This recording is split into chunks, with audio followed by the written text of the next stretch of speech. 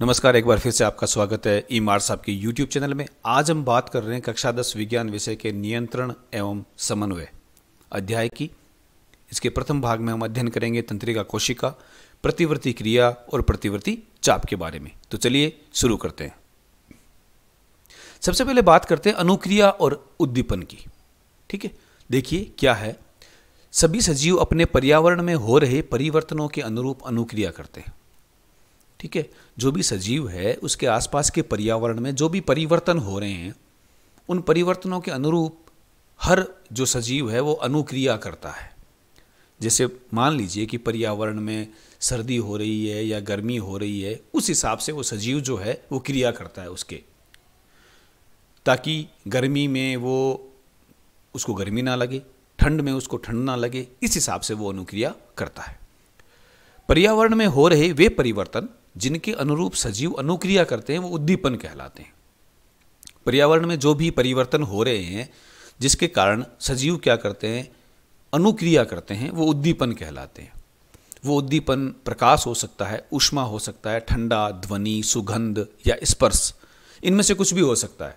तेज प्रकाश होगा तो सजीव प्रकाश से बचने की कोशिश करेगा, तो ये उसके लिए उद्दीपन है, और वो प्रकाश से बचने की कोशिश कर रहा है, ये उसकी अनुक्रिया है। ऊष्मा, अगर अधिक गर्मी हो गई आसपास तो सजीव जो है उस गर्मी से बचने के लिए कहीं दूसरे स्थान पर जाएगा, तो गर्मी उसके लिए उद्दीपन है, और वो जो उस गर्मी से बचने के लिए दूसरे स्थान पर जा रहा है वो उसके लिए अनुक्रिया है। तो इस प्रकार से प्रकाश, ऊष्मा, ठंडा, ध्वनि, सुगंध, स्पर्श, ये सभी क्या है, उद्दीपन है, और इन उद्दीपनों के फलस्वरूप जो सजीव है वो अनुक्रिया करता है। अगला है, पौधे एवं जंतु अलग अलग प्रकार से उद्दीपन के प्रति अनुक्रिया करते हैं। पौधे अलग रूप से अनुक्रिया करते हैं और जंतु अलग रूप से, क्योंकि हम जानते हैं कि पौधों में जो तंत्र है वो इतने विकसित नहीं होते, जबकि जंतुओं के तंत्र जो है वो अधिक विकसित होते हैं। तो अनुक्रिया अलग अलग हो सकती है। चलिए आगे बढ़ते हैं।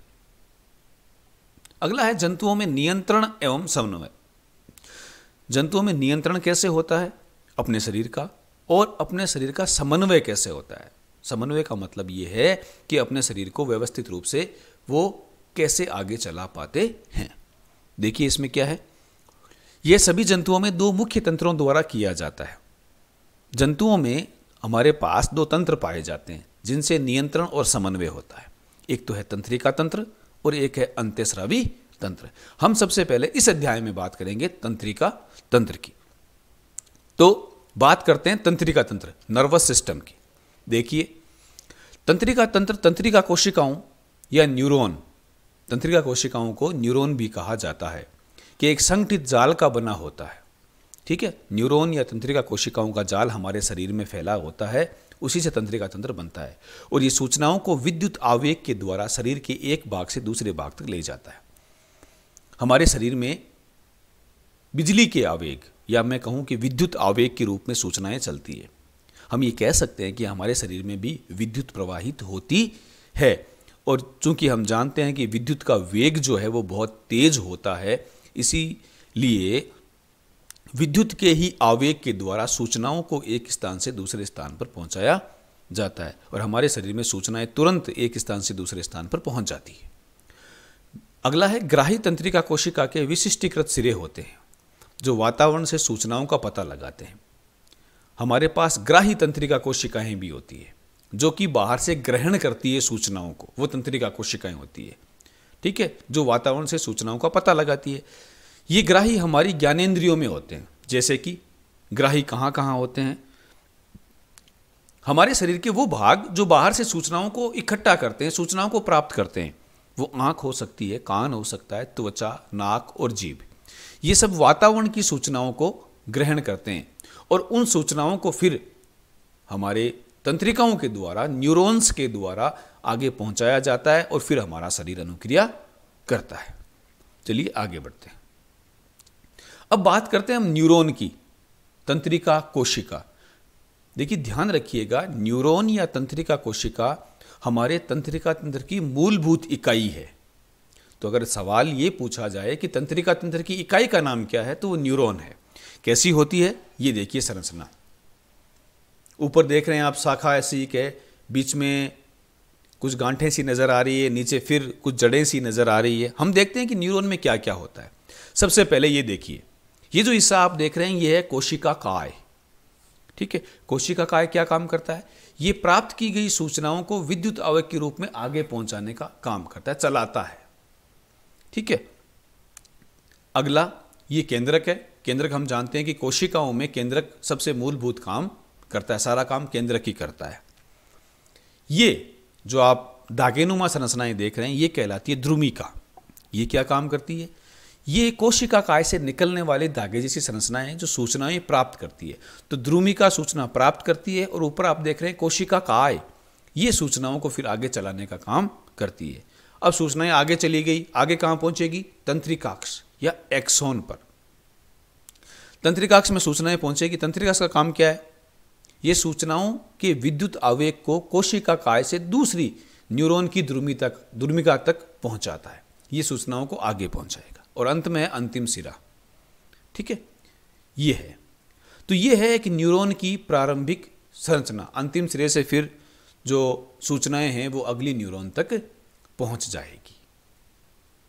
तो ये न्यूरॉन की संरचना है जिसमें कोशिका काय, केंद्रक, ध्रुमिका, तंत्रिकाक्ष और अंतिम सिरा है, जिसमें कोशिका काय आवेग के रूप में सूचनाओं को चलाती है, ध्रुमिका सूचनाओं को प्राप्त करती है, तंत्रिकाक्ष ये एक तंत्रिका से दूसरी तंत्रिका की ओर सूचनाओं को पहुंचाने का काम करती है। अब देखते हैं आगे। देखिए, ऊपर आप देख रहे हैं कि एक तंत्रिका का अंतिम सिरा है और नीचे आप देख रहे हैं कि एक तंत्रिका की ध्रुमिका है। ठीक है, क्योंकि हम जानते हैं कि तंत्रिका कोशिका एक तंत्रिका कोशिका से दूसरी तंत्रिका कोशिका जुड़ी होती है। ठीक है, लेकिन इनके बीच में आप लाल धब्बे जो देख रहे हैं ये रिक्त स्थान पाया जाता है, हल्का सा, और इसे कहते हैं सिनेप्सिस या अंतग्रंथन। ठीक है, इस जगह का नाम है सिनेप्सिस या अंतग्रंथन। तो अगर आपसे सवाल पूछ लिया जाए कि सिनेप्सिस किसे कहते हैं, तो दो तंत्रिका कोशिकाओं के बीच का जो स्थान है वो सिनेप्सिस या अंतग्रंथन कहलाता है। एक कोशिका से सूचना आएगी, वो इस सिरे या खाली जगह में पहुंचेगी। यहां क्या होता है? देखिए, ये तंत्रिका के अंतिम सिरे और अगली तंत्रिका कोशिका के ध्रुमिका के मध्य का रिक्त स्थान है। यहां विद्युत आवेग को रासायनिक संकेत के रूप में बदला जाता है और फिर वो आगे संचरित हो जाता है। एक तंत्रिका के अंतिम सिरे पर सूचनाएं आएगी विद्युत आवेग के रूप में। ठीक है, यूं कह सकते हैं कि बिजली के रूप में। फिर यहां पर उनको केमिकल अर्थात रासायनिक संकेतों में बदला जाएगा। फिर ये रासायनिक संवेग आगे जाएंगे, फिर ये वापस विद्युत आवेग में बदल जाएंगे और दूसरी कोशिका तक पहुंच जाएंगे। और यूं ही हमारे पूरे शरीर में तंत्रिका कोशिकाओं में जो संकेत हैं, जो सूचनाएं हैं, वो चलती रहती है। चलिए आगे बढ़ते हैं। अब हमारे पास है प्रतिवर्ती क्रिया। सबसे पहले क्या होती है प्रतिवर्ती क्रिया, क्यों होती है, कैसे होती है, इसके बारे में हम जानकारी लेते हैं। देखिए, किसी उद्दीपन के प्रति तेज और अचानक की गई अनुक्रिया या प्रतिक्रिया कह सकते हैं, वो प्रतिवर्ती क्रिया कहलाती है। ठीक है, तो किसी उद्दीपन के प्रति तेज और अचानक होनी चाहिए। जैसे कि किसी गर्म वस्तु को छूने पर हाथ को पीछे हटा लेना। अगर कोई गर्म वस्तु आपके हाथ पे छू जाती है तो आप अचानक हाथ को पीछे हटा लेते हैं। किसी के अचानक पिन चुभ होने पर हाथ का हट जाना, अचानक से तेज आवाज होने पर खड़े हो जाना, स्वादिष्ट खाने को देखकर मुंह में लार आ जाना, ये सब प्रतिवर्ती क्रियाएं जो कि अचानक होती है, इनमें बिल्कुल भी देरी नहीं होती, ये कहलाती है प्रतिवर्ती क्रियाएं। संपन्न कैसे होती है देखते हैं। प्रतिवर्ती क्रिया कैसे होती है? देखिए, माना कि कोई उद्दीपन आपको प्राप्त हुआ। ठीक है, जो ही उद्दीपन प्राप्त होगा, उद्दीपन के बाद में वो ग्राही अंग तक पहुंचेगा। ग्राही अंग उसको मेरुरज्जु तक पहुंचाएगा। उसके बाद में वो पहुंचेगा कार्यकारी अंग तक और फिर वहां से अनुक्रिया या प्रतिक्रिया होगी। ठीक है, चलो इसको एक उदाहरण के माध्यम से समझते हैं। माना कि आपको उद्दीपन प्राप्त हुआ, एक पिन चुभ हो गई आपके हाथ में। आप हाथ बैठे थे, हाथ को रख रखा था, अचानक किसी दूसरे व्यक्ति ने अचानक पिन चुभ दी, तो आपको उद्दीपन प्राप्त हुआ पिन के रूप में।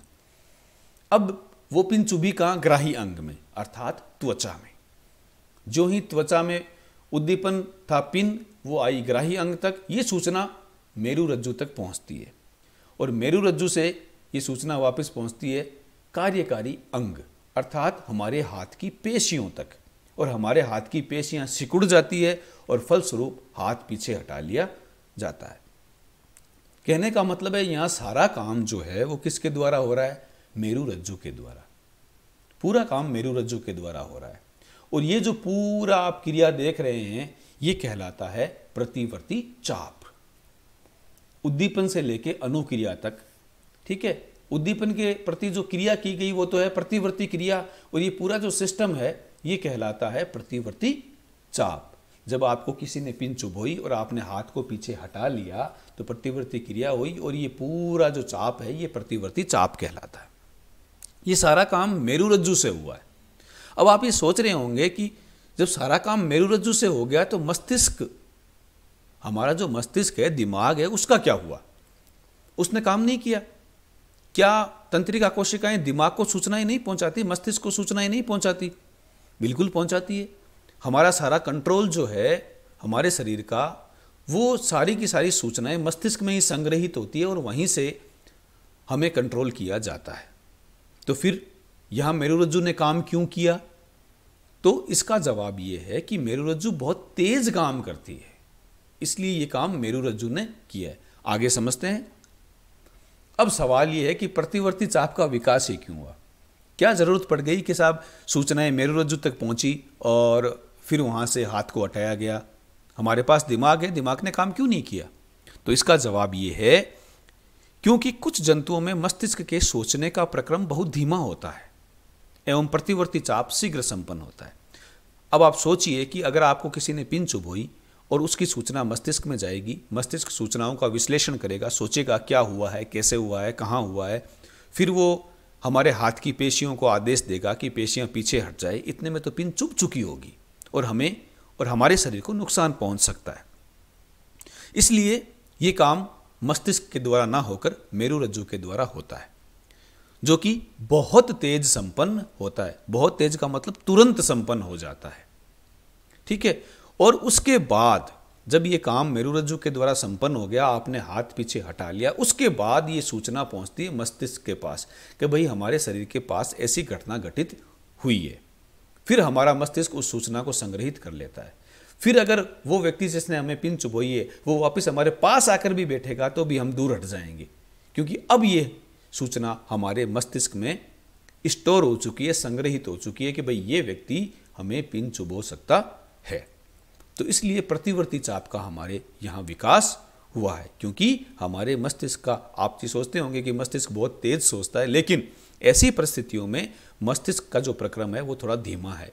मस्तिष्क को सोचना, विश्लेषण करना, वापस पुनः आदेश देना, इसमें कुछ समय लग सकता है। भले ही वो समय सेकंड का कोई भी हिस्सा हो, लेकिन उसमें देरी हो सकती है। इसलिए ऐसी क्रियाओं के लिए जो अचानक घटित होती है उसके लिए हमारे शरीर में प्रतिवर्ती क्रिया और प्रतिवर्ती चाप का निर्माण किया गया है, जो कि मेरुरज्जु के द्वारा संपन्न होते हैं। और मेरुरज्जु हमारे मस्तिष्क में से निकलने वाली तंत्रिका कोशिकाओं के द्वारा ही बना होता है। तो अगर आपको ये वीडियो पसंद आया है तो आप चैनल को सब्सक्राइब कर सकते हैं, शेयर कर सकते हैं। मिलते हैं इसी अध्याय के अगले वीडियो में।